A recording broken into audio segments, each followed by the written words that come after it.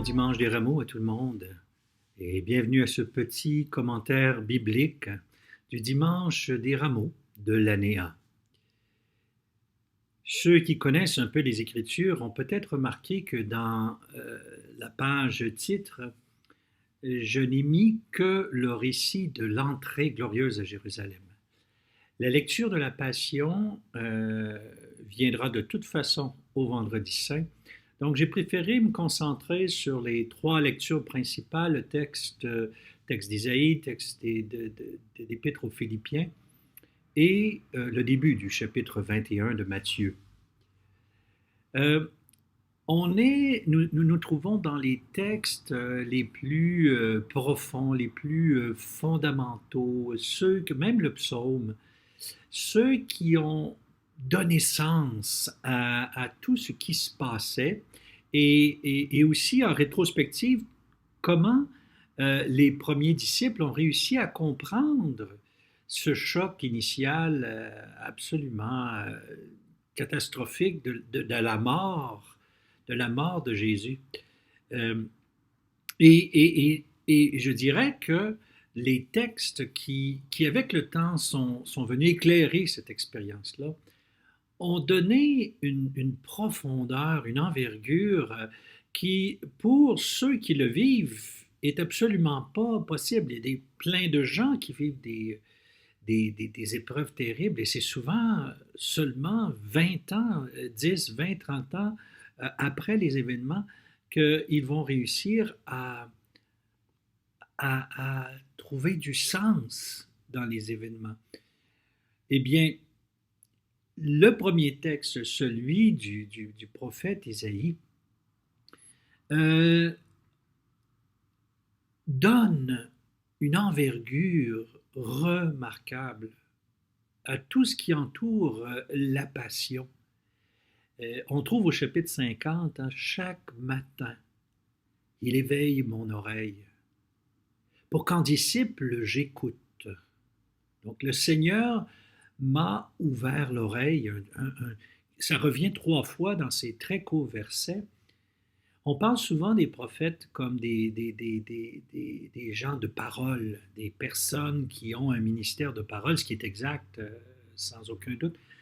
Mais on oublie que les prophètes sont d'abord des personnes de l'écoute.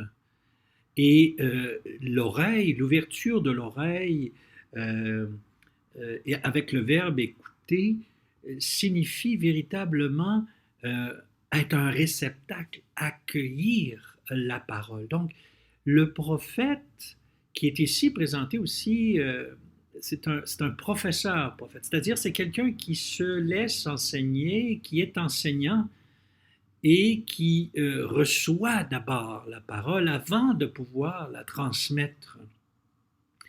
Donc, tout disciple appreneur doit d'abord apprendre, porter en lui le texte et, dans un sens, l'incarner. Alors, ici, le prophète l'incarne. Et ce qui choque dans ce texte-là, c'est qu'on s'attend de voir un prophète proclamant sur des places publiques, ayant un certain succès, etc. Et voici que l'image qui suit immédiatement, donc de ce prophète, disciple, professeur, enseignant, incarnant la parole, la première image qu'on a, c'est je ne me suis pas révolté, je n'ai pas refusé, je ne me suis pas dérobé devant ceux qui m'insultaient. Et c'est très intéressant parce que le texte en hébreu, non seulement je me suis pas révolté pour tourner mon dos, je ne suis pas revenu en arrière. Les commentaires, les vieux commentaires araméens vont même employer une image. Je n'ai pas refusé, mais je n'ai pas tourné autour du pot. Non, je suis allé directement et j'ai déployé en moi cette parole immédiatement. Et là, on a des images du dos présenté à l'agresseur. Donc, on sait que quand on est dans un contexte de guerre, on doit faire face aux gens. Et puis, donc, l'attaque, c'est d'être en face d'eux. voici que là, il présente son dos, c'est-à-dire il est dans une position, dans une posture totalement vulnérable. Il ne s'est pas dérobé et les images sont fortes. Le dos, la nuque. Hein. Tu sais, quand on parle du dos, de la nuque, rappelez-vous tous ces textes de la Première Alliance qui parlent euh, d'un peuple à la nuque raide. Ici, c'est l'inverse. C'est pas Jésus, pardon, le prophète se laisse enseigner, le prophète apprend et incarne et proclame par son comportement. Et son comportement, c'est de résister aux méchants sans être agresseur.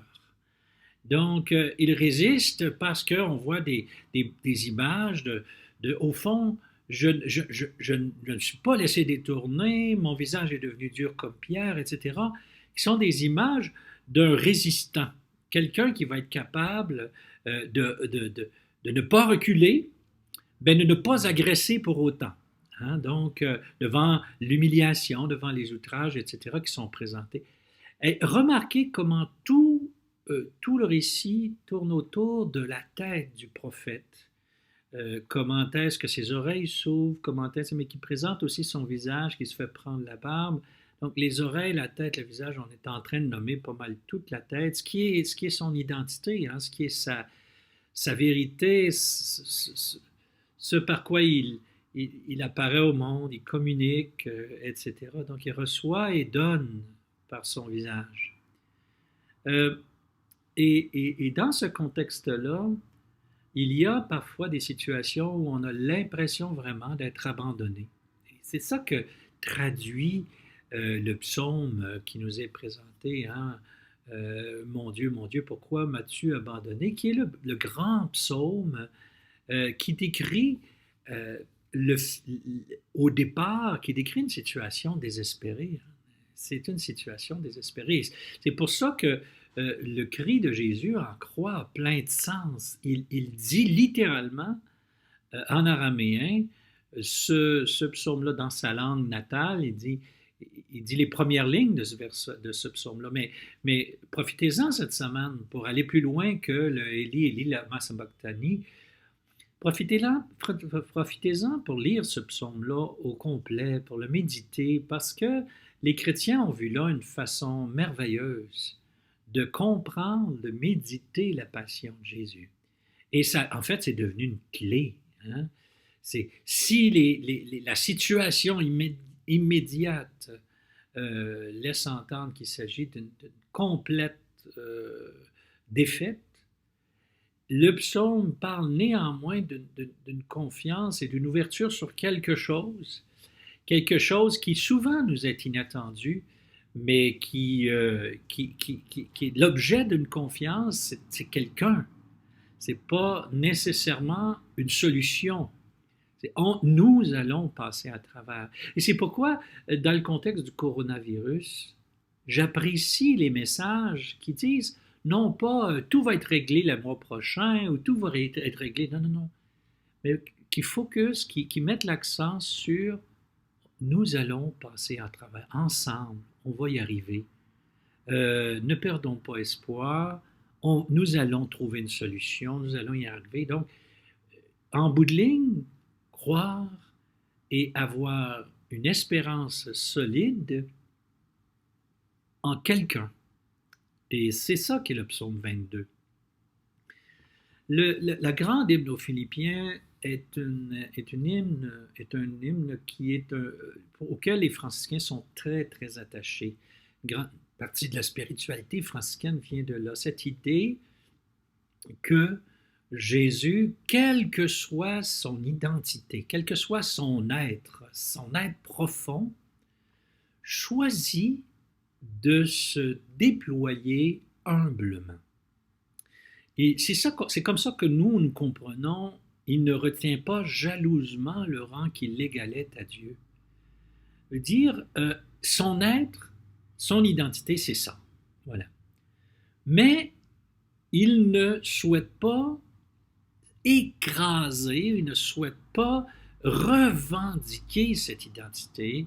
Au contraire, il se vide de lui-même. Cette expression très importante de se vider de lui-même, c'est-à-dire au fond de se donner sans, sans prétention, sans revendiquer de statut, d'apparaître à l'être humain et aux êtres humains euh, sous une forme qui appelle non pas la soumission imposée, mais l'adhésion volontaire. Je choisis d'adhérer au Christ. Et c'est une image qui est encore très forte parce que qui va choisir, même pour nous les croyants, qui va choisir d'adhérer à quelqu'un dont la fin sera la croix? Il y a une espèce de folie, il y a une espèce et ça, je pense, les chrétiens ne réalisent pas à quel point le credo chrétien peut porter à scandale pour les autres. Il y a une contradiction. Habituellement, on adhère ou on veut suivre les winners, les gagnants, les gens qui en imposent. Et voici que Jésus est un peu à l'opposé de ça. Ce qui ne veut pas dire, comme le texte le dit très bien, qu'au terme du parcours, il n'y aura pas une assurance de la pleine victoire du personnage. Hein? Mais il reste que son chemin n'est pas celui de l'imposition, mais un chemin de l'amour, de l'adhésion volontaire. Ce qui nous amène au texte de l'Évangile de Matthieu. Je vous ai dit que je n'ai pas pris le texte du carême, c'est-à-dire je n'ai pas pris le texte du Vendredi Saint, mais celui vraiment du Dimanche des Rameaux, c'est-à-dire de l'entrée de Jésus. Alors, Bethphagée, dont il est question ici, c'est sur le mont des Oliviers. D'ailleurs, il y a une très belle petite église paroissiale, une communauté chrétienne de langue arabe à Bethphagée. Et ils sont très fiers d'être du village qui a fourni l'âne pour l'entrée triomphale de Jésus. Alors, il y a Jérusalem, la vieille ville, il y a la vallée, le mont des Oliviers, et Bethphagée est comme juste de l'autre côté du mont des Oliviers, juste de l'autre côté. Donc, c'est de là que commence la grande procession des jours saints ici, normalement. Bien sûr, elle n'aura pas lieu cette année. Donc, Bethphagée, et Jésus demande d'aller chercher petit de ânesse et puis tout ça. Puis la relecture qui a été faite par Matthieu, c'est bien sûr d'y voir cette confirmation que Jésus est bel et bien le Messie, et qu'il entre comme l'avaient annoncé les prophètes, l'entrée et c'est ça qui est l'ironie de la situation, l'entrée d'un grand roi, non pas sur un char ou sur des chevaux qui sont les modes qui sont très, très disons, glorieux ou qui en imposent encore une fois. Voici qu'il entre sur le dos d'un petit âne. Et ça amène un côté ironique. C'est qu'une contradiction. Le grand roi entre sur le dos d'un âne, qui est le mode de transport des gens simples, des gens humbles. Et il entre dans la ville sous les acclamations. On connaît, les chrétiens connaissent bien le mot, l'expression Hosanna. Vous pouvez en comprendre le sens en allant lire le début du verset, c'est le verset 25 du psaume 118. Alors, Hosanna, c'est le verbe sauver, pressant, là, sauve-nous, tu sais, sauve-nous de façon pressante. Et ce qui est intéressant ici, c'est que sauve-nous de façon pressante, fils de David. Donc, dans Matthieu, ça s'adresse d'abord à Jésus qui est identifié comme fils de David. Et fils de David, c'est important parce que Tout le monde avait retenu cette idée que le Messie viendrait de la lignée de David. Bien sûr, à l'occasion, tous les descendants de David, toutes les familles qui se disent de la descendance utilisaient le terme. Il y avait une façon familière d'utiliser le terme. Mais là, c'est un titre messianique. On reconnaît en Jésus, on lui demande de façon pressante, immédiate, sauve-nous, fils de David, c'est-à-dire, et sauver dans les Écritures n'a pas immédiatement un sens de salut éternel. C'est d'abord enlève de nos épaules un poids qui nous écrase, etc. Fils de David, titre messianique. Et puis, vous avez ensuite, pour pas qu'on se trompe, c'est Hosanna, fils de David au début, mais Hosanna au plus haut des cieux. Vous avez une espèce d'inclusion. C'est le ciel qu'on invoque à travers la figure messianique de Jésus. Et c'est comme ça que le verset qui est entre les deux, béni soit celui qui vient au nom du Seigneur, ne laisse aucun doute. Jésus est l'envoyé du Seigneur, du plus haut des cieux, puis il vient parmi nous et il est l'acteur du salut, cette libération du poids énorme que nous avons sur les épaules. Et on peut terminer avec cette réflexion sur qui est-il? Ben, c'est Jésus, le prophète de Nazareth. Hein? Le prophète Jésus de Nazareth en Galilée. Puis on peut mettre ça en parallèle avec d'autres versets qu'on connaît. Hein? La Galilée, qu'est-ce qui peut sortir de bon de la Galilée en général, mais qu'est-ce qui peut sortir de bon de Nazareth? En oubliant qu'il y a eu des prophètes dans le Nord. Élie, Amos, il y a eu des grands prophètes, peut-être parmi les plus grands prophètes, venaient du Nord. Et Jésus, donc, encore une fois, vient ou contrecarre un petit peu les plans des gens qui attendent un prophète du Sud.